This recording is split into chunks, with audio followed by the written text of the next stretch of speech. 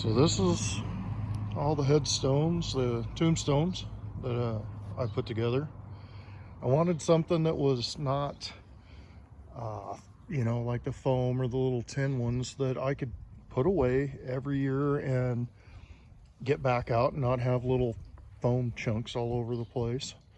The wind here is just nuts.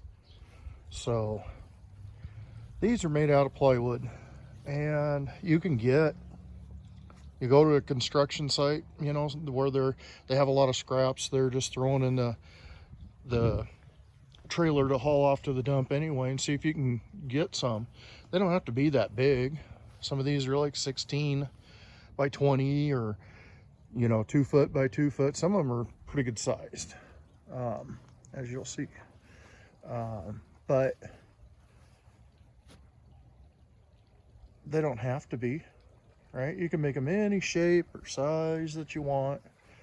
I like to carve into for the lettering. You can paint right on the face, just like you're making a yard sale sign. I like making these big crosses. I like putting the letters inside, you know, kind of carved like it would be on a regular tombstone. You can do that with an angle grinder, a Dremel tool, some chisels, or like I say, just paint it on the front, right? One thing about it is I've learned you got to use these lighter colors at night. Like this one, beautiful tombstone. I put some effort into it. Can't see it worth the darn at night. There's a little kind of wings down there and everything. Looks good, but as soon as it gets dark, unless you have lighting on it, you can't see it. This one you can see really well at night, because of the lighter colors that reflect and pick up whatever light is available. So that's just something to think about. These crosses kind of stand out because they are just dark anyway. You know, they just kind of make a shadow. So you do notice them, as you can kind of see looking in the picture there. But here's another perfect example. As you can already tell, it just disappears. That thing's been painted 4 or 5 times. I try different stuff, and what I found is even the lettering color itself, that, you know, they ended up going all black instead of, you know, like that one is red. Red disappears at night. Obviously, it's not going to show up very good. So you can just put lights on individual props and tombstones. Direct lighting, indirect lighting. I have lights up in the trees there that shine down. I have some that are sitting behind here that broadcast at an angle, you know, and that kind of thing. So it just depends on what how you want things to show up.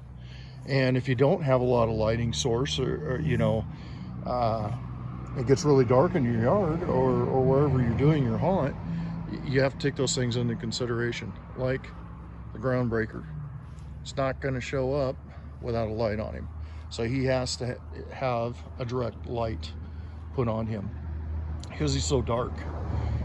Really cool looking and really spooky and dry brushed, and, you know, I put some time and effort into him, but was kind of unhappy with the fact that he was hard to see. If you want to bring out your tombstones a little bit, you can add things to them. These candles are an excellent option. Just PVC candles I put on here, and these are LED with the little 2032, I think, battery, little watch batteries in there, and they're a flicker candle. So they kind of, you know, just steps it up a notch. They're not super expensive. darn thing turned off. Flowers, adding. This is another thing you can do is the pool noodle candles. They're kind of they don't hold up very long because you can see the paint and stuff starts cracking, and you can't put just any paint on there because it'll eat the I don't know if it's polyurethane or what's the other one. Anyway, one foam doesn't seem to mind the paint. It aerosols the what am I trying to say? Stuff that eats it, right? So I just use like a house paint, and that seems to hold up for a while. But as they get put away and put back out, it cracks and falls off, and then you can see the pool noodle again. So it is what it is. It's probably better to use PVC and do the same candle drips down the outside, right? Make it look like a candle, and it'll still glow through that just fine.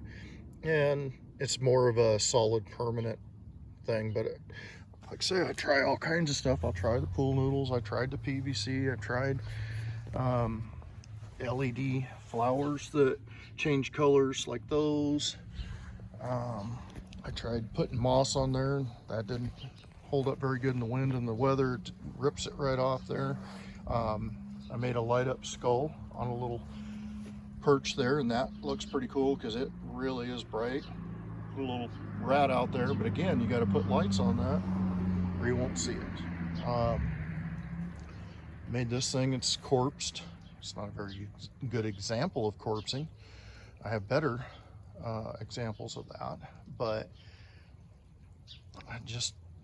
you just have to play around with stuff, and you can take it up a notch by putting things that draw your attention, right? Like that mask, like, you know, a thumbs up, or, you know. And the other thing I like to do is, I got a pet cemetery here, is I put sayings on them, right? Give you something to look at. Every one of them says something different. It takes a lot of time, but it's worth it. It's fun. Adding bones to your graveyard, adding skeletons, adding the gravedigger, adding pumpkins, right? Put pumpkins in there. Light it up. Try to be creative with what you do have, and just play around with it, and you will find a different way to do it. Every year you're like, oh, I'm gonna do it different, or I'm gonna put this over here, it looks better there, or, you know, however. So anyway, I just wanted to show you what I got going on and what you can do. And I like the plywood. I use wooden stakes on the back of them. I use metal stakes. I use tent stakes to put them into the ground. Metal tubing, whatever it takes, right? To make a sturdy stake that I can reuse year after year. And gotta have a signpost, tells you where to go. Thanks for watching. See you on the next one.